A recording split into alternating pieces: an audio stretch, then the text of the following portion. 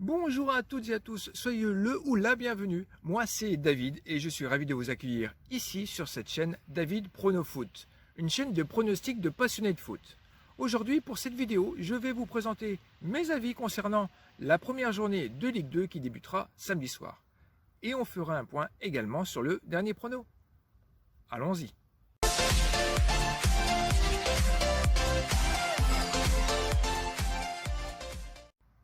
Notre dernier prono de chaîne, c'était le combo avec Ferencváros et l'Olympiakos. C'était des matchs de qualification de la Ligue des Champions et c'est passé. Donc ça nous fait 16,30 € de gain. Bon, pour le prono qui passe, ça mérite bien un pouce bleu. Alors, bien sûr, si tu n'es pas encore abonné, je t'invite naturellement à nous rejoindre pour soutenir cette chaîne de passionnés de foot.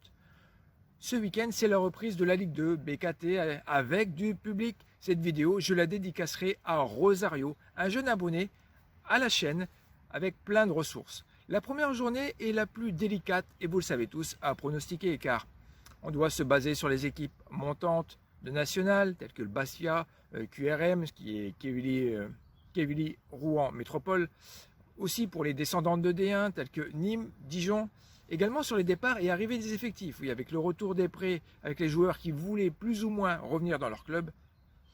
Il faut gérer Amiens et Dijon ont près d'une vingtaine de mouvements. Sur un staff de 30 à 35, c'est énorme à gérer. Pour monter une équipe type, les matchs de préparation ne suffisent pas. Et d'autres comme Dunkerque, Paris FC ou Auxerre, qui eux jouent la carte de la continuité, toujours avec le même effectif. J'ai essayé de prendre ces paramètres et d'autres non cités, aussi bien que possible, bien évidemment, également les matchs amicaux réalisés. Alors, avant de vous présenter mon avis, sachez que la chaîne misera 5 € sur chaque rencontre. Concernant les scores, je ne les commenterai pas. Voici ce que je vous propose. À Nîmes, revenant avec beaucoup d'envie, je vois bien la victoire corse face aux Crocos qui sont passés complètement à travers leur match de prépa. Donc Bastia à la cote de 3. Amiens Auxerre. Donc deux adversaires qui se connaissent bien en D2. Les deux équipes n'ont pas forcément très bien brillé lors de leurs matchs amicaux. Le départ de Le Bihan pour Dijon pourrait pénaliser les Auxerrois pour ce premier match. Je donnerai l'avantage aux Amiénois à la cote de 2,60 pour la première surprise. Ensuite, Caen-Rodez. Une nouvelle fois, deux équipes qui se connaissent. Rodez l'a d'ailleurs remporté cette année dans le stade de Malherbe de Caen sur le score de 2-1. Les Normands ont joué 5 matchs en 15 jours, c'est énorme avec peu de rotation d'effectifs. Pourtant, je trouve que ça fait trop. Donc ici, la double chance est privilégiée avec un nul ou une victoire de Rodez à la cote de 1,45. Ensuite, Dunkerque, Quevilly Rouen Métropole. Ah, le stade Marcel Tribut, c'est là où j'ai vu mon premier match de foot à l'âge de 10 ans. Et oui, je suis originaire de Dunkerque, donc à Dunkerquois. Les Dunkerquois sont montés sur ressort avec 3 matchs amicaux sur 3, 2 remportés. Ce qui m'inquiète le plus, c'est le départ du bon Tchèque Diarra.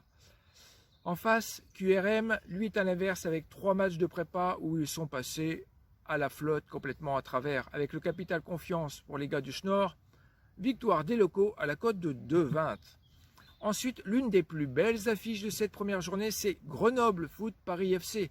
Grenoble avait privé le Paris FC de la possibilité de monter en D1 en l'emportant à la maison. Pour les matchs de prépa, ils sont tous les deux passés encore à côté, avec les départs des buteurs de JT, Abdi, mais aussi de Semedo et de Florian Martin.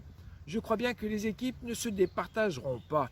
De plus, cela fait 2 ans de suite que nous avons un nul 0-0, la tête à Toto, entre ces deux équipes et le célèbre dicton « jamais 203 », donc un nul à la cote de 2,95. Avant d'arriver à la 6e rencontre, je souhaiterais faire un coup de pub pour un jeune entrepreneur qui a le courage de se mettre à son compte sous le nom de Stan Colli, basé à Jarville dans le 54. C'est un point relais qu'il faut faire car il propose divers services tels que la reproduction de clés, de gardiennage de clés, des impressions et j'en passe. Vous trouverez ces infos en bas dans la description. Surtout, merci pour lui. Le Havre reçoit le En Avant Guingamp. Alors, les Havrais ont fait peu de mouvements durant ce mercato, à l'inverse des Guingampais. Quoique le mercato n'est pas encore terminé, hein, notez-le. Encore 2 équipes habituées de cette BKT Ligue 2. Elles ont le même profil, de manière générale, elles réagissent quand elles prennent un but. Bon, alors là, du coup, si l'une attend l'autre, on ne va pas s'en sortir. Une neutralisation est possible, du coup, je regrette le départ de Rodelin-Rony pour la Suisse de la Servette, et qui, je pense, aurait pu porter son équipe plus facilement à la victoire. Une double chance est donc privilégiée avec un nul ou une victoire de Guingamp à la cote de 1,47. Toujours à 19 h, nous avons la rencontre Pau-Nancy. Comme vous pouvez le voir, mes vidéos sont principalement réalisées à Nancy et pourtant mon avis n'est pas tranché sur la question. Pau a passé 3 matchs amicaux comme il faut et pourtant ils étaient impuissants face au Canet-Roussillon, pourtant plus faible que le TFC qu'ils avaient battu sur le score de 2-0.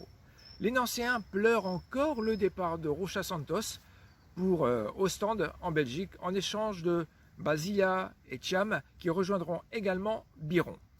Une nouvelle double chance est privilégiée avec soit une victoire de Pau ou soit celle de l'AS Nancy à la cote de 1,40. Toulouse-Ajaccio, le TFC et l'équipe de l'Île du Beauté se retrouvent aujourd'hui. Les Toulousains étaient à ça pour passer en Ligue 1. Pas suffisamment décisifs face aux Canaries, alors ils sont restés du coup ici en Ligue 2. Les Corses sont restés sur 4 nuls de suite et se sont enracinés dans le ventre mou du classement l'année passée. Les deux équipes ont la même ambition, mais je penche tout de même pour une victoire des Toulousains à la cote de 2. Le dernier match du samedi soir, Valenciennes reçoit les Chamois Nortais. Alors, pas mal de départs pour peu d'arrivées pour ces deux opposants du jour. Les gars du 6-2 n'ont pas de réussite pour leur match de préparation. Une seule victoire contre nos voisins belges de Courtrai. Les Niortais, quant à eux, ont mieux géré leur rencontre, on dira, avec 2 victoires, dont celle contre Nantes. Malgré cela, je veux bien croire au bon début des Valenciennois à la cote de 2,15. Alors, on arrive au dernier match qui se jouera lundi. Dijon-Sochaux, les Dijonnais ne sont pas en confiance, ils sont passés complètement aux côtés de leurs matchs amicaux, alors que les Montbéliards ont connu la dynamique inverse. Malgré les départs de Lasme et de Christian Bédois, une victoire à l'extérieur à la jolie cote de 3,20. Pour résumer, 5 € de placés par match, soit 10 matchs, la chaîne placera donc 50 € de pari. Voilà, j'ai mouillé le t-shirt et toi, qu'en dis-tu? Si tu apprécies le contenu alors, just like. N'hésite pas à me faire part de ton point de vue. Quelles équipes supportes-tu? Qui remportera cette Ligue 2 par exemple? Je mettrai un post rapidement également pour parler de ça. Merci d'avoir regardé cette vidéo un poil plus longue que d'habitude jusqu'au bout. Je vous dis tout simplement bon match, bon week-end. Prenez soin de vous et de vos proches. Bye!